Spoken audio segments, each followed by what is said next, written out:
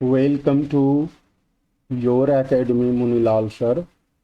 Class 10, subject English, book Footprints Without Feet, chapter number 9, भोली का part 3 मैं explain करने जा रहा हूँ। पार्ट 3 इसलिए कि इस टॉपिक का 2 वीडियो मैंने पहले ही अपलोड कर रखा है, जिसमें जो है कुछ हिस्सा 2 वीडियोज में मैंने पहले ही एक्सप्लेन कर रखा है। और डियर स्टूडेंट्स, मैं बता दूं कि पिछले दोनों वीडियोज में हम लोगों ने क्या कुछ पढ़ा था, एकदम ब्रीफली मैं बताऊंगा कि भोली नंबरदार रामलाल की सबसे छोटी बेटी है और वह बहुत ही एबनॉर्मल है, या कहिए कि पोक मार्क्स के कारण वह डिसफिगर्ड हो गई है। उसका शरीर पूरा डिसफिगर्ड है, यानी कुरूप है वह, और लैक ऑफ सेंस है, नेग्लेक्टेड चाइल्ड की तरह वह रहती है। और फाइनली रामलाल उसे जो है अपने गांव के प्राइमरी स्कूल में, जो कि अभी नया नया स्टार्ट हुआ है, उस स्कूल में ले जाता है और वहाँ की जो हेड मिस्ट्रेस है उसे सौंप देता है, हैंड ओवर कर देता है। ठीक है। और अब क्या कुछ होता है डियर स्टूडेंट्स स्कूल में भोली के साथ, इसको हम लोग जानने वाले हैं आज के वीडियो में। तो डियर स्टूडेंट्स, आज का वीडियो मेरा यहाँ से स्टार्ट हो रहा है। Bholi did not know what exactly a school was like and what happened there. Writer कहते हैं, यानी के अब्बास इसके राइटर हैं, आपको मैंने बताया था। तो के अब्बास हमें बताते हैं कि भोली को मालूम नहीं था एग्जैक्टली, यानी वास्तव में, कि स्कूल कैसा होता है, एंड व्हाट हैपेंड देयर, और वहाँ क्या होता है। But she was glad to find so many girls almost her own age present there. लेकिन वह खुश थी इस बात से कि वहाँ पर जो भी गर्ल्स थीं सब के सब लगभग उसी की उम्र की थी।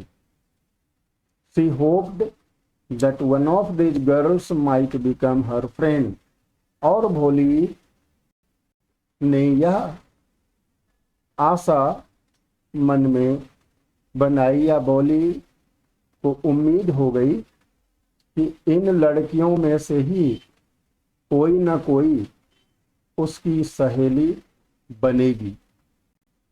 The lady teacher who was in the class was saying something to the girls, but Bholi could understand nothing. अब भोली के क्लास में जो लेडी टीचर थी, यानी शिक्षिका थी, वह कुछ बता रही थी लड़कियों को, लेकिन भोली को कुछ समझ में नहीं आ रहा था। She looked at the pictures on the wall. तो भोली क्या कर रही थी, जो तस्वीरें थी दीवार पर, उन तस्वीरों को भोली देख रही थी। द कलर्स फैसिनेटेड हर, यानी तस्वीरों के रंगों ने उन्हें आकर्षित कर लिया। The horse was brown just like the horse on which the tehsildar had come to visit their village। तो सबसे पहली तस्वीर उसने जो देखी वह घोड़े की तस्वीर थी, और उसको देख करके लगा कि यह तो घोड़ा उसी तरह का है जिस तरह के घोड़े पर तहसीलदार साहब उनके गांव आए हुए थे। The goat was black like the goat of their neighbor, और जो बकरी देखा उसने तस्वीर में, बकरी का जो तस्वीर देखा, तो कहता हुआ पड़ोस की बकरी की तरह थी। The parrot was green like the parrots she had seen in the mango orchard. और कहता है जो तोता उसने देखा वह उसी तरह से, कहता है ग्रीन था, हरा था, जिस तरह के तोते को उसने मैंगो ऑर्चर्ड में यानी आम के बगीचे में देखा था। And the cow was just like their Lakshmi. और जो गाय देखी उसने, गाय की तस्वीर देखी तो गाय देख करके लगा कि यह तो लक्ष्मी की तरह ही है। एंड सडनली भोली noticed that the teacher was standing bye her side smiling at her. और अचानक भोली ने क्या ध्यान दिया, यानी भोली को ध्यान में आया कि भाई टीचर उसके बगल में खड़ी है और स्माइलिंग एट हर, और उसको देख करके टीचर मुस्कुरा रही है। What's your name little one. देखो टीचर ने प्यार से पूछा कि बेटी तुम्हारा नाम क्या है। भ भो भो शी क्राइड। तो वह रोती हुई, यानी वह रोने लगी भ भो भो करके। She could stammer no further than that, यानी इसके आगे वह कुछ नहीं बोल पाई, हकला भी नहीं पाई। Then she kept her head down as she sat in her corner, not daring to look up at the girls who she knew were still laughing at her। फिर उसने क्या किया, अपने सर को झुकाकर वह उस कोने में जहां वह बैठी थी वहीं पर उसने अपना सर नीचे कर लिया, और इतनी भी उसमें हिम्मत नहीं थी कि वह उन लड़कियों को नजर उठाकर देखें जो अब भी उसके ऊपर हंस रही थी। When the school bell rang, और स्कूल की घंटी जब बजी, all the girls scurried out of the classroom, तो सभी लड़कियां जल्दी जल्दी क्लासरूम से बाहर निकल आईं। बट भोली dared not leave her corner, लेकिन भोली में हिम्मत नहीं थी, हिम्मत नहीं कर सकी कि वह अपने कोने से उठकर चली जाए। हर हेड स्टिल लोवर्ड, उसका सर अब भी झुका हुआ था। सी कैप्ट ऑन सॉबिंग, वह सिसक रही थी। Sobbing means सिसकना।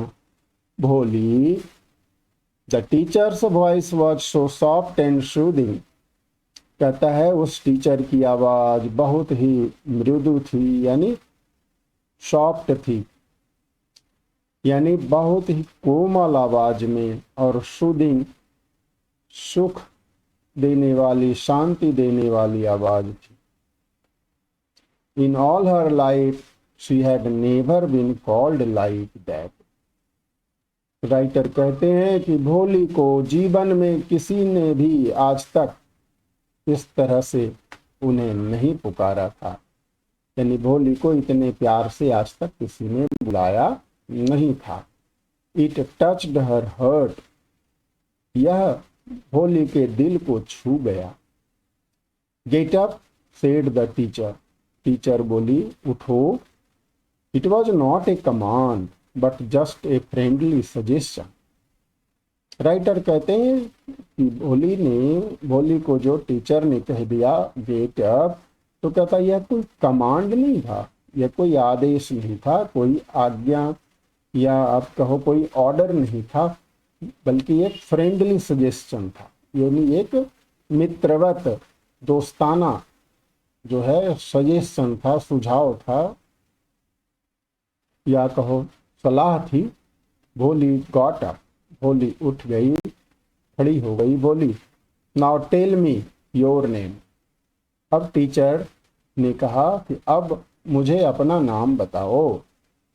Sweat broke out over her whole body. अब कहता है टीचर की यह बात सुनते ही पूरे शरीर में जो है, भोली के पूरे शरीर में पसीना आ गया, यानी भोली पसीने से लथपथ हो गई। Would her stammering tongue again disgrace her, क्या उसकी लड़खड़ाती या हकलाती हुई जुबान फिर उनके साथ दगा करेगी। डिसग्रेस मतलब दगा करना, धोखा देना। For the sake of this kind woman however she decided to make an effort, लेकिन कहता है इस दयालु औरत की खातिर उसने डिसाइड कर लिया कि एन एफर्ट, एक प्रयास तो और करेंगे ही, यानी एक कोशिश अपना नाम बताने की वह और करेगी। She had such A soothing voice she would not laugh at her. भोली को यकीन आ गया कि इसकी आवाज इतनी मधुर है, मुलायम है, मीठी है, प्रिय है, कम से कम यह मेरे ऊपर हंसेगी तो नहीं। भो, देखो भो, शी बिगेन टू स्टैमर। फिर आधे नाम अभी बोल पाई थी कि हकलाने लगी, भो कर रही है।